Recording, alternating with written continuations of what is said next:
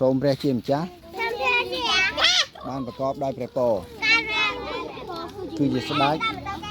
នៅលើពិភពលោកទាំងមូលដែលបានប្រទាន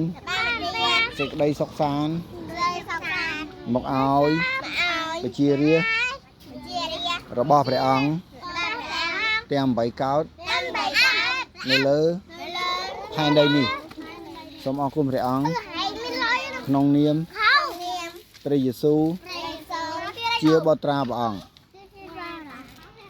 អាមែន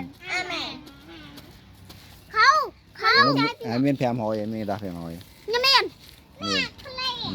ចឹងឲ្យដាស់500មកវិញបានណែអានេះ2នាក់